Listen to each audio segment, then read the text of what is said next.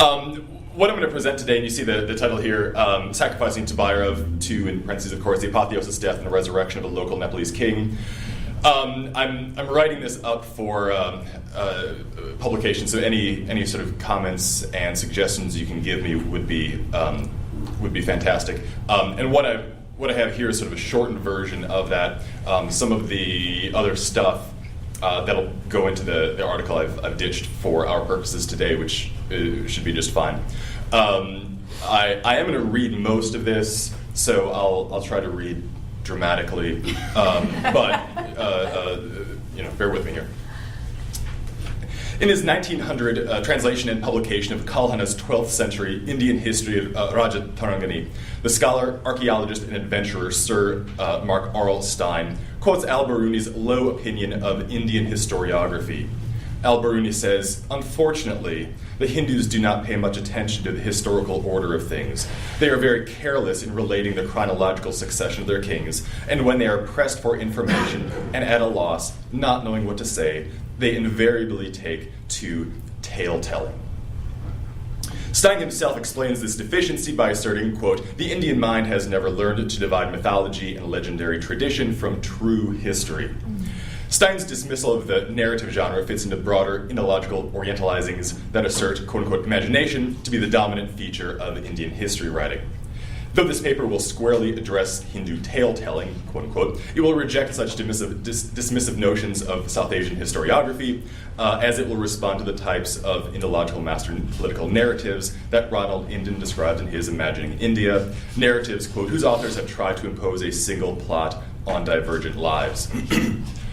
Adopting a view of history that sees Indians as thinking critical agents of their own traditions, this paper will detail one particular South Asian example of such historical tale-telling, the apotheosis, sacrificial death, and resurrection of this guy right here, Akash Bhairav, in Kathmandu, Nepal. And when I say Akash Bhairav in Kathmandu, Nepal, I'm referring to this particular deity, this particular version, this icon of Bhairav, who is enshrined at one particular temple in one neighborhood in the center of the old city of Kathmandu, Nepal. I will argue that the Newars of Kathmandu, who venerate Akash Bhairav, use his story as a means not only for constructing an alternative history, using Wendy Doniger's term, for themselves in contemporary Nepal, but also for constructing themselves as an other within a particular historical and cultural environment. Of great importance here, however, is that is not the modestly Sanskritized Bhairav, whose death and resurrection we see in this story, but rather that of his immediately preceding incarnation, the king of the local Kirati people, and the nearly divine Yalambar Yalunga. Yalambar's story, Yalambar's story is a local one of the Newars of Nepal's Kathmandu Valley, whose religious traditions, though not strictly speaking Hindu, are suffused with Hindu imagery, vocabulary, and iconography, and presumably Al-Biruni and Mark Aurel Stein would have had the same things to say about Newar storytelling as they did about Indian storytelling. Though Yalambar's story is set in the Mahabharata, it is not quite that old. Despite its ancient epic setting, I will argue here that his story is much more recent and responds to two processes in the history of modern Nepal. First, in the 1760s, the Shah dynasty's victory over the Newars of the Kathmandu Valley that ushered in an era of nation building constructed on the twin pillars of Hinduization and Nepalization. The second historical factor that plays into my reading of Yalambar's story is the contemporary democratic period, 2005, 2006 especially, beginning with the first People's Movement in 1990. The events of 1990 were a result of the Cold War, the rise of democracy and free market reforms in Eastern Europe, and with the 2005, the Second People's Movement, with the inevitable end of the Hindu Nepali monarchy and the potential end of a caste-based political hegemony. National unity, the desire of the centralized nation-state, only came at the expense of the language, culture, legal standing of Nepal's many non-Hindu and non-Nepali speaking Janjati.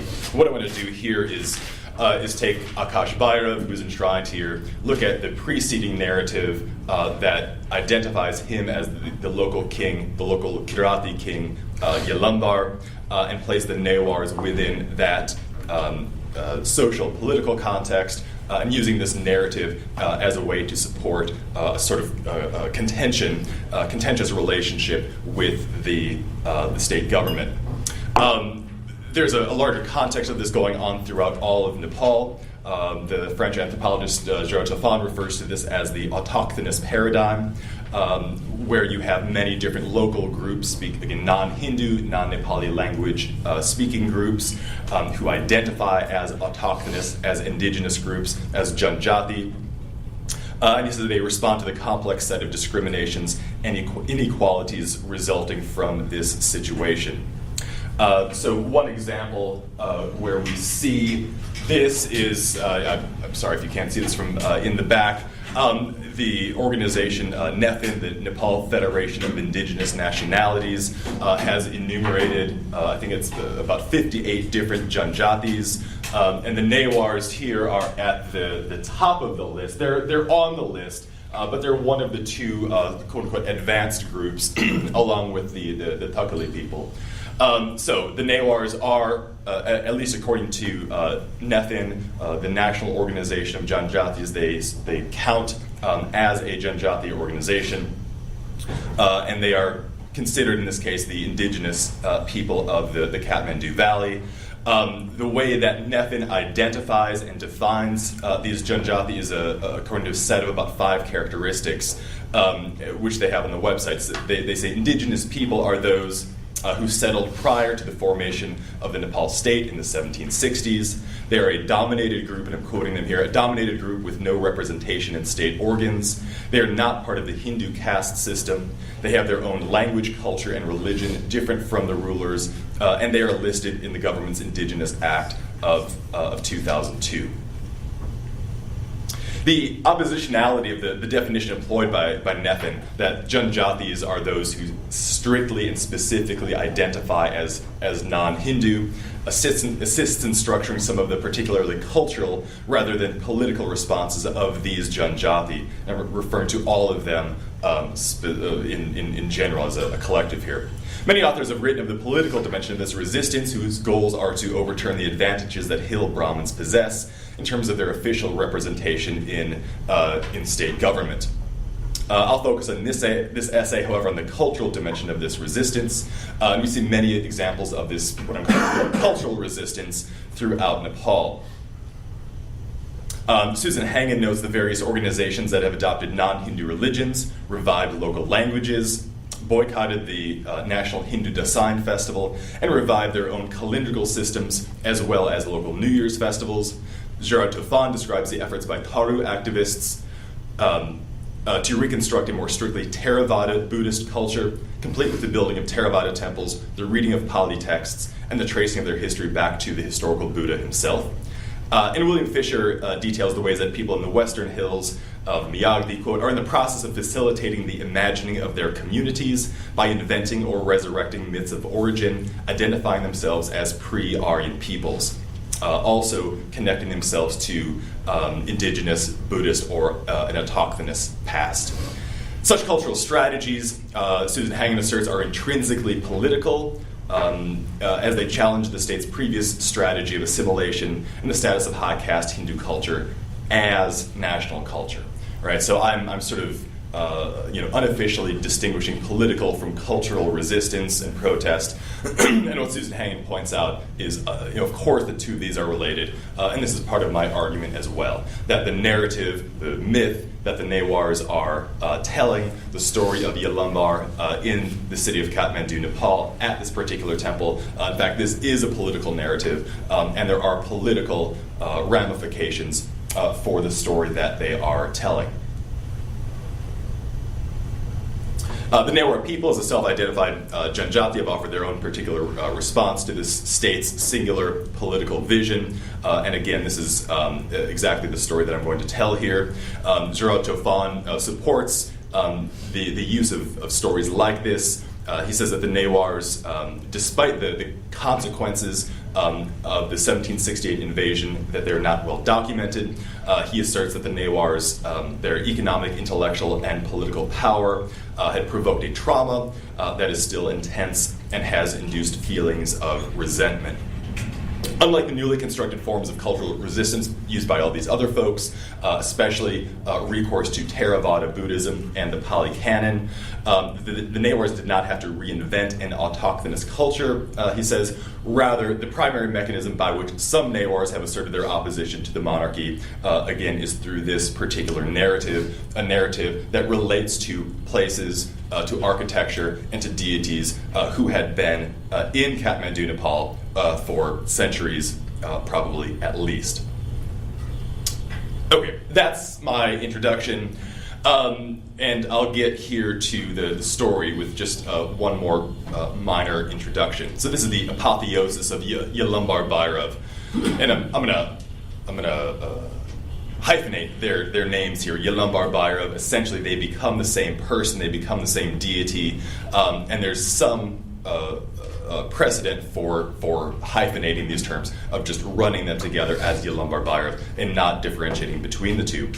I'm thinking here also about Axel Michaels and his concept of the identificatory habitus, good phrase, which he describes as the establishment of an identity by equating it with something else. So here is the first of many identifications that we can see in his story, that between Yalambar, the local Kirati king, and Akash Bhairav, a more Hinduized, more Sanskritized deity. I'll drop on the narratives for this story that are contained in a collection of essays. Here's Bhairav as during the festival of Indra, a festival that I'll return to a few times. The same image that I showed at the beginning. This is him upstairs in this first floor of his temple. And then during the Indra festival, he's brought down into a street-side shrine where he is decorated and venerated. For the stories that I'm going to tell, that's Indra Chowk, the neighborhood where he lives. This is the cover of a book that was published in 2060, about 12 years ago, in honor of the renovation of this. This is Akash Bhairav's temple. So typically he resides up there, in about 10 feet back from the center window. During the Indra festival, he's brought down a hut built right in front of the temple, where he is easier of access. This volume commemorated the 2002 renovation of the temple in the neighborhood of Indra Chowk, a neighborhood the Newars call Wanga at Indra Chowk. And its essays deal with a diverse array of topics relevant to the temple, the economics, architecture, and administration of the temple, as well as its regular ritual performances. Despite the variety of contributing authors, however, they consistently refer to Bhairav's identity with Yalambar, who traveled to Kurukshetra for the Mahabharata war, to be present at the Mahabharata war when Krishna led the Pandava army into battle. So what I'm going to give now is a summary of Yalambar's story as it's told throughout the different essays in this volume. Once upon a time, there was the Kirati king Yalambar, who lived in Nepal. He had heard about the Mahabharata war that was raging in India, and he desired to see it. He traveled to Kurukshetra in North India, around modern-day Delhi. He approached Krishna, leader of the Pandava army, and told Krishna that he wanted to see the battle. He arrived, Yalambar did, with his 14 armies. So Krishna was a little skeptical over what his intentions truly were. Yalambar, again, seconded the notion that he is here only to see it, and Krishna thought to himself, if this guy's here to see the war, he is clearly powerful, and if it so happens that everyone, by the end of the Mahabharata war, kills themselves and each other, which of course we know that they do, then this guy is going to, this very powerful man, deity, king, is going to be here by himself, and he'll be a threat to me. So Krishna said to himself, I need to eliminate him. He drew out his chakra, his discus, lopped off Yalambar's head, separated his head from his shoulders, and Krishna placed Yalambar's head high up in a tree, out of harm's way, but also so that Yalambar would be able to fulfill his own vow, his own wish of being able to look down upon the Mahabharata war. It was a win-win situation for everybody. Until Krishna realized that Yalambar possessed a drishti shakti, this powerful vision, like darshan. That might still have an effect on him and the war. So Krishna then drew out his bow and arrow, and with one pull of the arrow, he sent Yalambar's head off the tree through the Akash Marg, the Milky Way. Akash Marg, hence Akash Bhairav, in the local etymology, and Yalambar's head went into the river, completely out of harm's way. All right. So that's the main first part of the story. And what happens after that in most versions of the story is that there's a shift from Krishna, from the Mahabharata, and from India to Yalambar, to Kathmandu, and to into the Kathmandu Valley. So there's a shift from kind of a universal Indian Mahabharata and Krishna to the very local Kathmandu, Yalambar, and even to the specific neighborhood of Indra Chowk, where Bhairav's temple is set up here. This is the neighborhood of Indra Chowk. The next part of the story goes, Yalambar's head flowed along the river until it reached the Sangam, the meeting of the 2 or 3 rivers in Kathmandu. And King Yalambar came to a Japu farmer in a dream and said to him, "Out of love for the place of my birth, Nepal, Kathmandu, I have left, but now I have returned. From now on, I will be responsible for protection, so you should establish my head in whichever place I can offer this sort of protection." And there's the main temple image. This is the hut, the little structure that is set up during the 8 days of the Indra festival.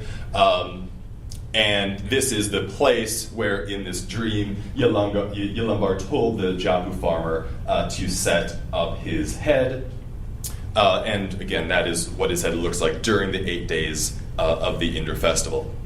Having found Yalambar Bhairav's head at the confluence of the river, the Japu farmer priest carried his head to the place of Indra Chowk, built a small hut, and established it there in a series of actions that continues to be performed annually during the Indra festival.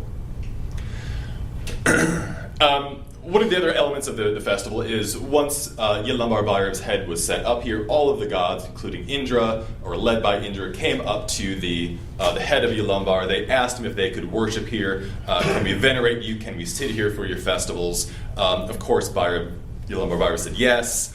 And another person who came is King Gunakamadeva, a at least quasi-historical figure from the 10th century Nepal, to whom is attributed the responsibility of setting up in a physical way the city of Kathmandu.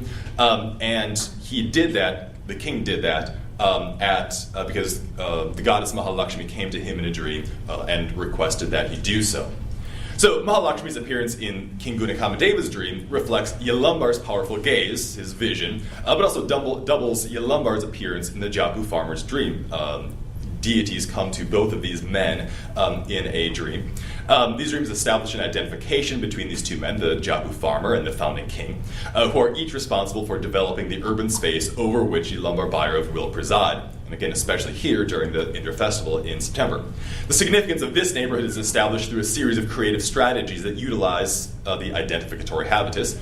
Bhattacharya, one of the contributors to the volume, argues this most forcefully, stating that the Sangam, the place where the rivers come together, where the Japu farmer retrieved Yalambar's head, was in fact originally here at Indra Chowk, and only later geologically shifted to the place where it now is at Teku, about a mile south of this. So some of these authors want to say this place is called Wanga, this place is the center of the city. It's actually the place where the Sangam of the Bagmati and Vishnumati rivers used to be in the old days. That's why Yalambar told the priest to set up his head here. Now we know that the Sangam is actually about a mile south of that, but that is a later, again, geological development.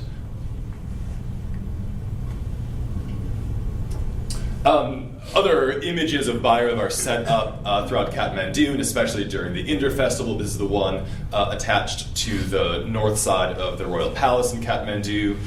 Beer pots of Bhairav are set up throughout the city. Oh, this one with mom and her little boy showing him the very pleasant-looking Bhairav that won't give nightmares to anybody. Poles with the head of Bhairav are set up as well.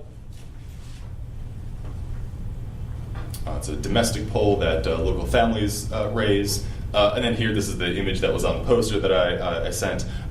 This is Bhairav's head actually being raised into place during the 8 days, on the first day of the Indra festival. All right, Yalambar as sacrificial victim. The story of the beheading of Yalambar Bhairav is itself an identification with the many other South Asian stories of sacrificial beheadings.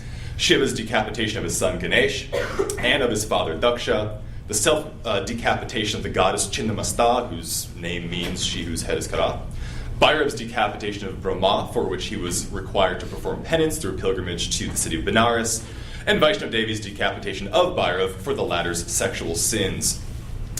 What's common in all these stories is it's Shiva or some form of Shiva. Bhairav is typically said to be, in Nepali, a Shivamshko avatar, a partial avatar of the god Shiva, so there's some connections there. The authors of the story of Yalambar Bhairav's sacrificial decapitation, far from placing the story in an abstract mythological past, do precisely what Al-Biruni and Mark Aurel Stein asserted that authors of such stories could not do.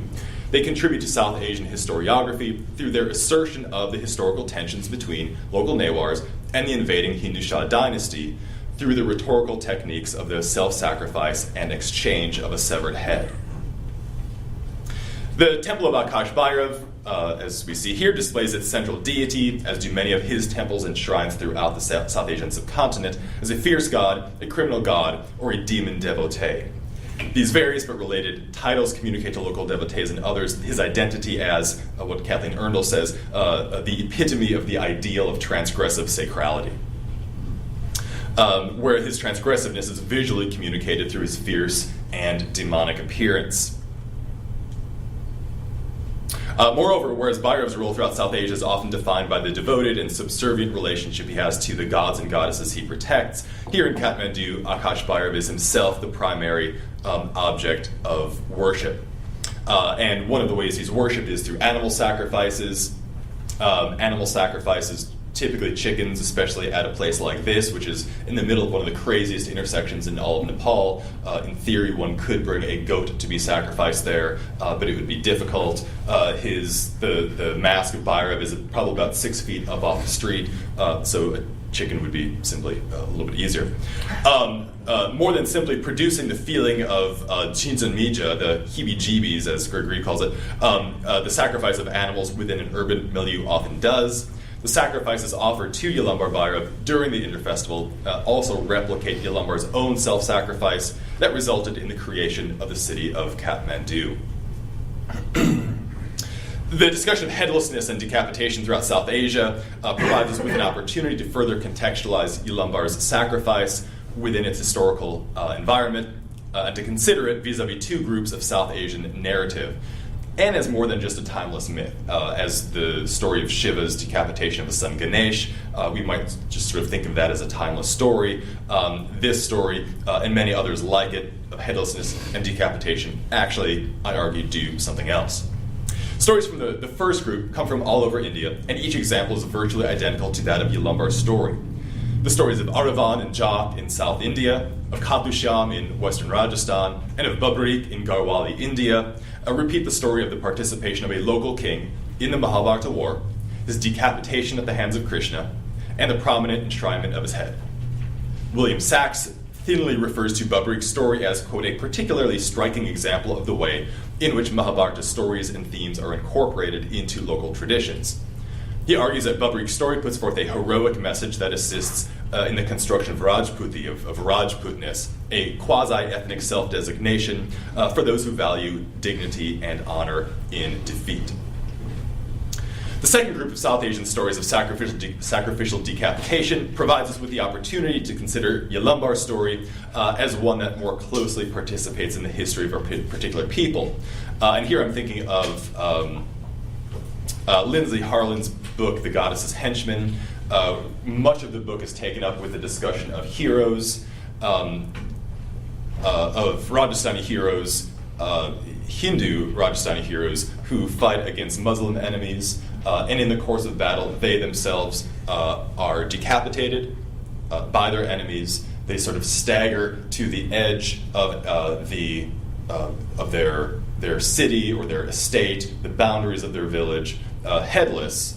And then when they're seen by a woman from the village, that's the moment when everybody sort of realizes that a headless warrior doesn't sort of make sense. They collapse, the warrior does, at the edge of the village. He is then enshrined, and descendants of that warrior will continue to venerate him through the ages.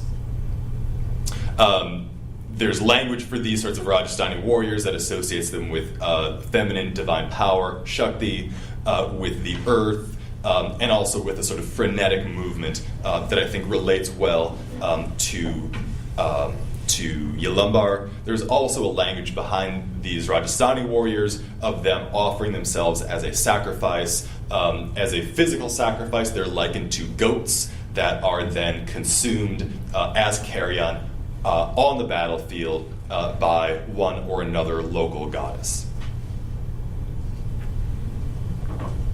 So again, I'm just making some parallels between different categories of story, and these stories that Lindsay Harlan offers in her book are quite significant. The intimate relationship that local communities have with their beheaded warriors can be seen throughout these examples. Garhwali audiences express sympathy for Babri. Tamil rituals set up clay images of the head of Aravan. Of course, we've seen many images of the head of Yalambar set up. And Rajputs venerate the permanent shrines of the decapitated warriors on the boundaries of the places where they live. Yalambar's case is quite similar. He is decapitated at the hands of his enemies, Krishna himself from the first group of stories.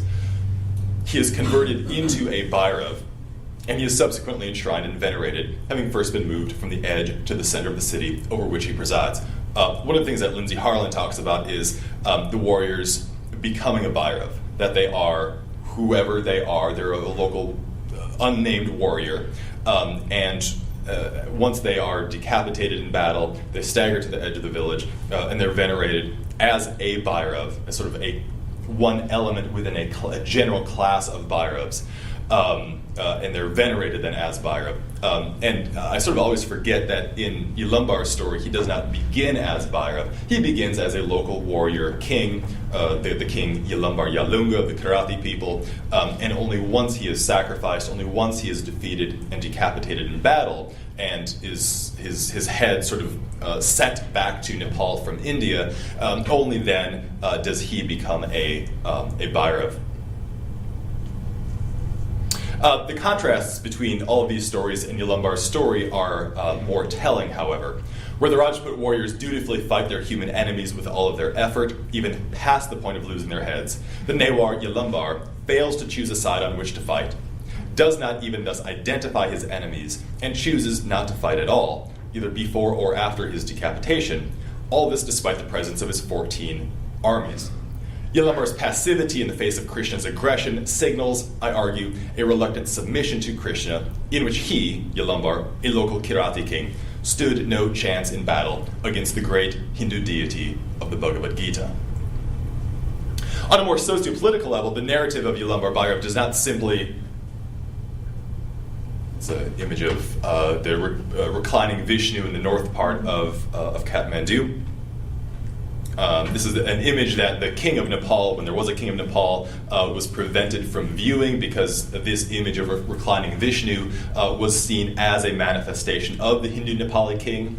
So the king was actually prevented from going there because Vishnu, already is the king.